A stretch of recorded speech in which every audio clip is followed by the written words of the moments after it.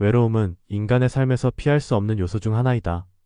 현대 사회에서는 외로움을 부정적인 감정으로 여기고 이를 피하기 위해 다양한 방법을 모색한다.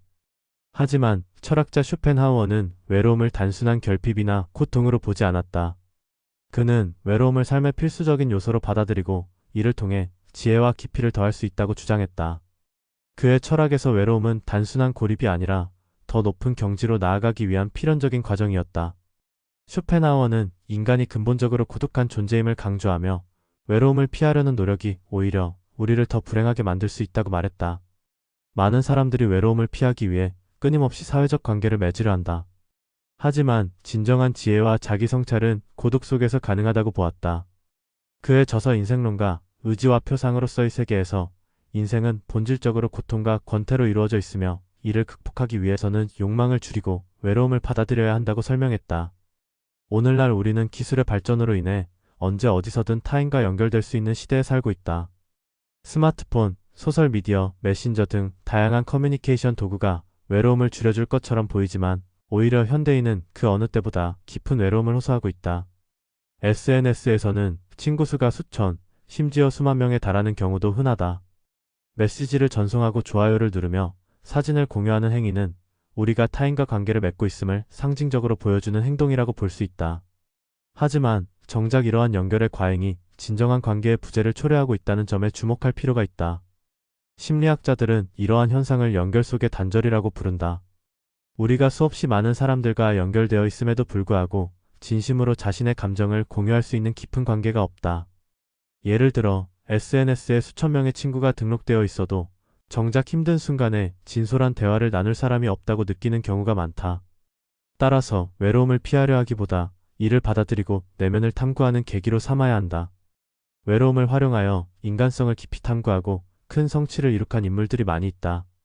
이들은 외로움을 두려움이나 고통의 원천으로 바라보지 않고 그것을 자신만의 창의적이고 생산적인 시간으로 변형시키었다.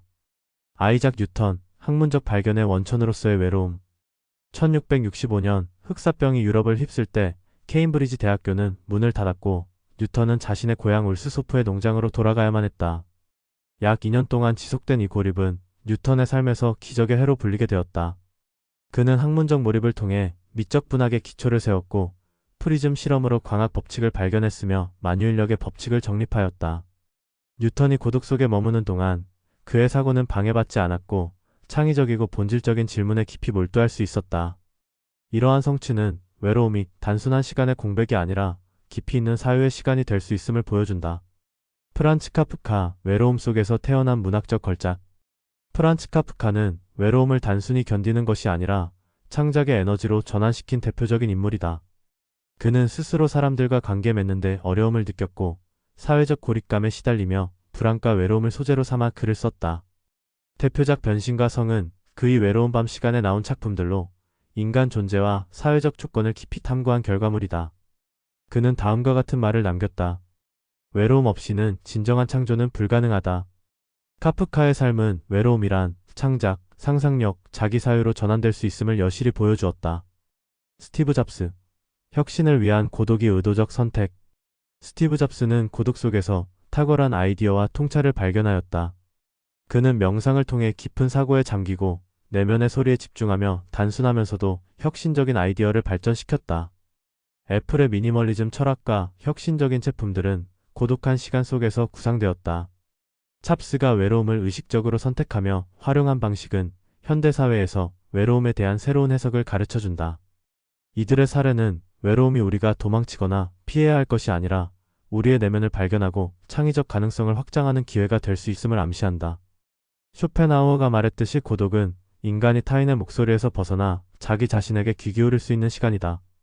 이처럼 외로움을 적극적으로 활용한 인물들을 통해 우리는 외로움을 어떻게 받아들이고 삶의 긍정적인 요소로 전환할 수 있을지 생각해 볼 수 있다. 외로움을 현대적으로 활용하기. 5가지 실천 방안. 자기 성찰의 기회로 삼기. 외로움을 단순히 고립이나 단절로 받아들이기보다 자기 성찰의 기회로 전환하는 것이 중요하다. 외부 자극이 적을수록 우리는 내면에 집중할 수 있고 자신의 감정, 가치, 목표를 더 깊이 탐구할 수 있게 된다.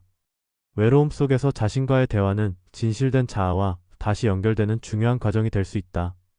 예를 들어 매일 자신이 느낀 감정을 기록함으로써 내면에 감춰진 생각과 욕구를 발견해보자. 이는 자기 이해를 도울 뿐만 아니라 스트레스를 해소하고 명확한 목표를 설정하는 데도 유용하다. 질 높은 관계 맺는 법. 외로움의 또 다른 긍정적 활용법은 인간관계의 질을 다시 정의하는 것이다. 행복은 단순히 많은 사람들과의 관계에서 오는 것이 아니라 몇 명의 중요한 사람들과 진정성 있는 관계를 유지하는 데서 온다. 예를 들어 단순한 소통에 그치지 않고 서로의 삶에 대해 더 깊이 있는 대화를 시도해 볼 수 있다. 오늘 어땠어? 라는 질문 대신 요즘 가장 중요한 고민은 뭐야? 와 같은 질문을 통해 의미 있는 대화를 나눌 수 있다. 또한 몇 명의 가까운 사람들에게 꾸준히 관심을 기울이고 정기적으로 그들과 시간을 보내며 관계를 유지하는 것도 중요하다. 창조적인 활동에 몰입하기. 외로움을 창조성의 에너지로 전환하는 것은 예술가, 작가, 과학자들 사이에서 널리 입증된 방법이다. 외로움 속에서 우리는 특정 주제에 깊이 몰두할 수 있고 새로운 아이디어를 발견할 수 있는 여유를 가질 수 있다. 외로움 속에서 해결하고 싶은 문제나 오래 미뤄왔던 프로젝트를 지금 당장 시작하는 게 좋다. 명상과 미니멀리즘을 실천하기. 명상과 미니멀리즘은 외로움을 삶의 균형 속에서 받아들이고 내면의 평온을 찾는 데 도움을 준다.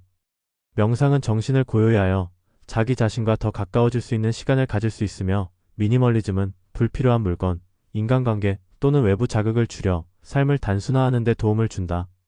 이 두 가지는 혼자 있는 동안 우리가 더 강해지고 외부적 갈등이나 불편함에서 벗어날 수 있도록 돕는다.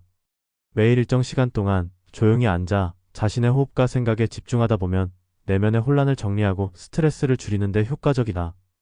또한 삶에서 진정으로 중요한 물건, 관계, 활동만을 남기고 나머지는 과감히 덜어내면 몸과 마음을 가볍게 하고 외부 소음에서 벗어나는 데 도움이 된다. 고독을 선택하는 방식 배우기. 외로움을 부정적으로 바라보지 않고 때로는 이를 의도적으로 선택하는 것도 중요한 자세이다. 현대 사회는 끊임없는 연결과 활동을 강요하지만 성공적이고 건강한 삶을 위해서는 스스로 단절을 선택할 줄 아는 용기가 필요하다. 고독을 스스로 선택하면 외로움이 오히려 충전과 회복의 시간이 될 수 있다.